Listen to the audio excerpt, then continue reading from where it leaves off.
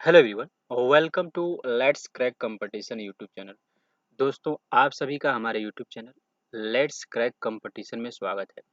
दोस्तों, मैं राजेश इस वीडियो सेशन में मॉडर्न हिस्ट्री ऑफ इंडिया, आधुनिक भारत, ब्रिटिश शासन का भारतीय अर्थव्यवस्था पर क्या प्रभाव पड़ा और ब्रिटिश शासन का क्या प्रभाव रहा, यानी जितने भी गवर्नर ऑफ बंगाल हुए, गवर्नर जनरल ऑफ बंगाल हुए, वाइसराय हुए, उन्होंने क्या कार्य किए और किस टाइम पर किए, कि कौन से राजा उनसे कनेक्टेड थे। तो ये टॉपिक है ब्रिटिश शासन का भारतीय अर्थव्यवस्था पर प्रभाव या ब्रिटिश शासन का भारत पर प्रभाव।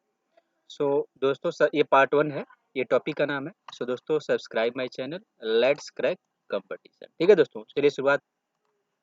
सो फ्रेंड्स, चलिए शुरुआत करते हैं। इसमें जो पहला प्रश्न है कि अंग्रेजी शासन का प्रभाव किस क्षेत्र में अधिक पड़ा। ठीक है दोस्तों, तो ये पूछ रहा है कि अंग्रेजी जो शासन रहा है उसका किस क्षेत्र में अधिक प्रभाव पड़ा है। तो ये आर्थिक दोस्तों, जो ऑप्शन ए रहेगा इसका ये करेक्ट रहेगा। ठीक है दोस्तों, अब हम बढ़ेंगे नेक्स्ट क्वेश्चन की तरफ कि ये मैचिंग का क्वेश्चन है। तो मैं आपको सबसे पहले इस प्रश्न का आंसर बता देता हूँ कि इस क्वेश्चन का क्या आंसर है। सो फ्रेंड्स, ये इस प्रश्न का जो आंसर है ये पहला है। ठीक है, तो देखिए मैं बता देता हूँ इसमें क्या है कि वाणिज्यिक चरण पूछ रहा है कि जो वाणिज्यिक चरण है 1757 से लेकर के 1813 ईस्वी का, इसका जो आंसर है ये है आंसर जो है, जस्ट मिनट, ये मार्कर घूम नहीं रहा। ठीक है, एक सेकेंड, एक सेकेंड। सो इसका जो है एकाधिपति व्यापार व प्रत्यक्ष विनियोग का काल कहा जाता है। ठीक है दोस्तों, सो ये इस प्रश्न का जो है कि जो वाणिज्यिक चरण है उसको क्या कहा जाता है। मैच करने के बाद ये पता चला कि एकाधिपति व्यापार और प्रत्यक्ष विनियोग का काल कहा जाता है इसको।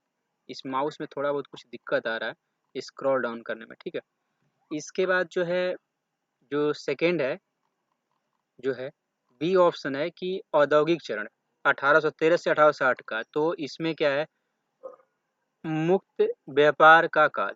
ठीक है दोस्तों, और जो ब्रिटिश पूंजी विनिवेश का काल रहा है ये रहा है वित्तीय पूंजीवाद। ठीक है दोस्तों, मतलब ये एक टाइम फ्रेम है कि जो वाणिज्यिक चरण कब रहा है, औद्योगिक चरण कब रहा है और वित्तीय कैपिटलिज्म, ये तीन चरण का टाइम पीरियड है।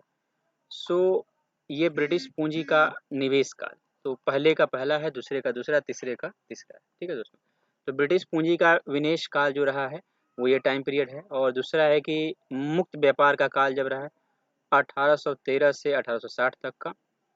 और जो 1757 से लेकर 1813 ईस्वी तक का जो काल रहा है वो रहा है क्या, एकाधिपति व्यापार व प्रत्यक्ष विनियोग का काल। ठीक है दोस्तों, तो पहले का पहला मतलब ये टाइम पीरियड, जैसे अंग्रेजों का किस तरीके से विकास हुआ इंडिया में, किसने टाइम का आधार पर उन्होंने कैसे कैसे अपने आर्थिक व्यवस्था को उन्होंने मजबूत किया था। आप इस प्रश्न को देख लीजिए।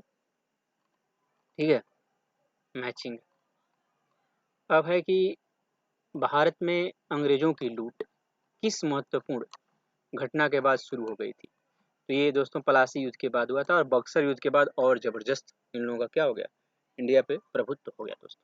ठीक है, तो option A is the correct answer. अब हम बढ़ेंगे नेक्स्ट क्वेश्चन की तरफ दोस्तों।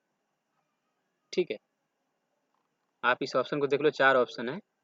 प्लासी का युद्ध, बक्सर का युद्ध, कंपनी को भारत में व्यापार करने की अनुमति मिलने के पश्चात 1813 का चार्टर एक्ट, मतलब इस क्वेश्चन के हिसाब से जो होगा वही आंसर होगा पलासी के युद्ध के बाद। देखिए अब पूछता है कि अधिक मतलब इम्पोर्टेंट, मतलब अधिक विस्तार कब हुआ, मतलब काफी प्रभुत्व वाला, तो बक्सर युद्ध के पश्चात हुआ था। दोनों ऑप्शन दिया है यहाँ।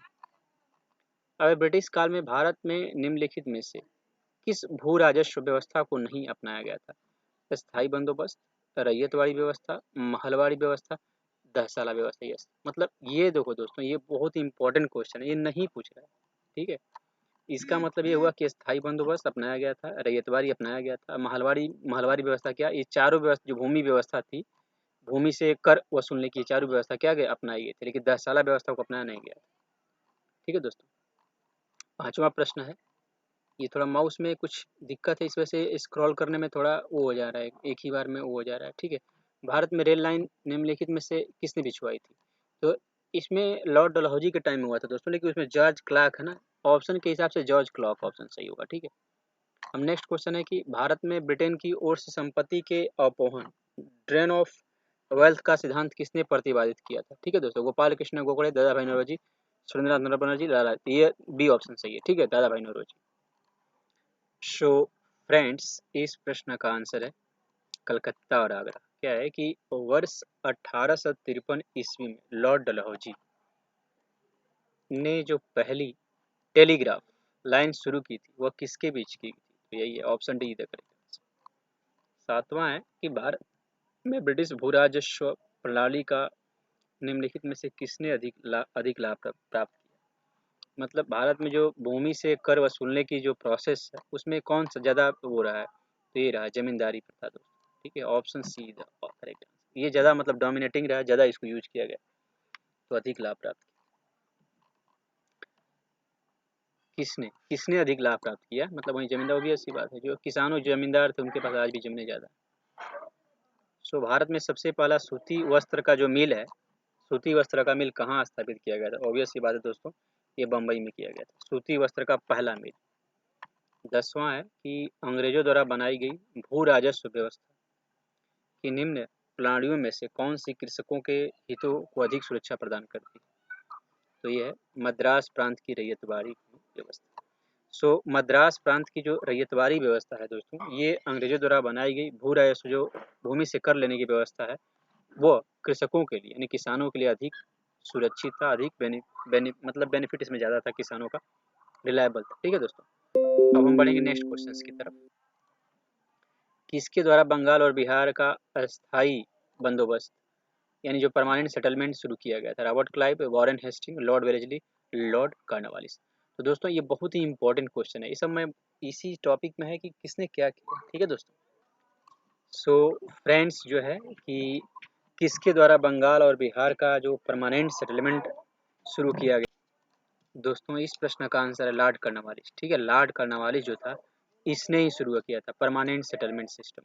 ठीक है, सो फ्रेंड्स अब नेक्स्ट क्वेश्चन है कि ब्रिटिश सरकार ने जो परमानेंट सेटलमेंट का कब लागू किया था? 1793 में लागू किया था। तो ये मतलब यही है इस टॉपिक में कि अंग्रेजों ने क्या कार्य किए इंडिया में, जो गवर्नर हुए, वायसराय हुए, कि वही टॉपिक है। ठीक है, 1793 बी ऑप्शन है इसका दोस्तों, बी। बी में लिख देता हूँ, बी।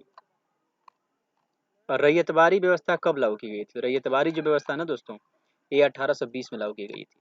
मैं पूरा ऐसा वीडियो बना चुका हूँ ऑलरेडी, जो इसके डिस्क्रिप्टिव पेपर हैं। ठीक है, और 14वां प्रश्न है कि पहली बार औपचारिक रूप से महलवाड़ी प्रथा कब लागू की गई? तो ये 1822 में। 1820 में क्या है? रैयतवाड़ी, और 1822 में महलवाड़ी। ठीक है, 15वां है कि अस्थाई बंदोबस्त परमानेंट सेटलमेंट जिन क्षेत्रों में लागू किए गए उनमें शामिल बंगाल, बिहार, उड़ीसा, मद्रास के उत्तरी जिले, बनारस। 1 2 3 4 5, 1 2 3 4 5। तो दोस्तों इस प्रश्न का answer option D is the correct answer. ठीक है, 1 2 3 4 5 बंगाल, बिहार, उड़ीसा, मद्रास के उत्तरी जिले, बनारस, जो परमानेंट सेटलमेंट लगाया गया, तो option D is the correct answer. अब नेक्स्ट क्वेश्चन है कि अंग्रेजी शासनकाल में भारत का कौन सा क्षेत्र अफीम उत्पादन के लिए प्रसिद्ध था? तो ऑब्वियस बात है बिहार, ऑप्शन। नेक्स्ट है कि 18वीं सदी में बंगाल में वस्त्र उद्योग के पतन के लिए उत्तरदायी कारण क्या था? तो दोस्तों इस प्रश्न का आंसर है ब्रिटेन को निर्यात करने वाले माल पर उच्च तटकर। मतलब कहने का मतलब है कि 18वीं सदी में बंगाल में वस्त्र उद्योग के पतन के लिए क्या उत्तरदायी था?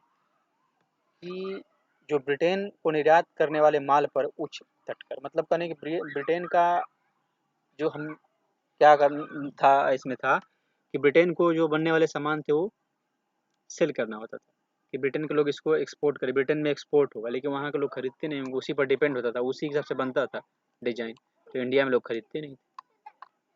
और नील कृषकों की जो दुर्दशा पर लिखी गई पुस्तक कौन सी है? तो उसका नाम है नील दर्पण के लेखक कौन है? दीनबंधु मित्र। इन्होंने ही क्या नीलों की खेती जो है ना उनकी जो दुर्दशा पर जो लिखी है उनका नाम है दीनबंधु मित्र।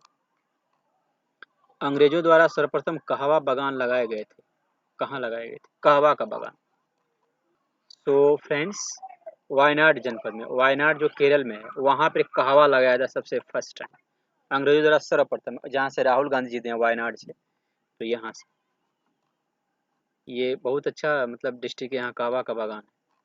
और है नेक्स्ट है कि जस्ट ए मिनट, ये स्क्रॉल डाउन नहीं हो रहा है, एक सेकेंड। सो फ्रेंड्स अब नेक्स्ट क्वेश्चन है कि अंग्रेजी शासन के दौरान, ठीक है, एक सेकेंड, ये हो रहा है कुछ, ये टेक्निकल मिस्टेक है दोस्तों, ठीक है। तो पूछ रहा है कि अंग्रेजी शासन के दौरान आर्थिक दोहन के विचार का प्रतिपादन किसने किया था? तो इसका ऑब्वियस सी बात है, जो आर्थिक दादा भाई नौरोजी ने किया था, कि मतलब अंग्रेजी शासन में जो है भारत के आर्थिक दोहन के विचार का प्रतीक, मतलब बहुत अंग्रेज लूट रहे हैं पूरा देश को। तो दोस्तों ये रहा टॉप 20 प्रश्न। So subscribe my channel, like comment and share दोस्तों। तो इसमें हम पूरा कंप्लीट स्टेप हूँ। Once again subscribe my channel, like comment share, ठीक है दोस्तों। Thank you.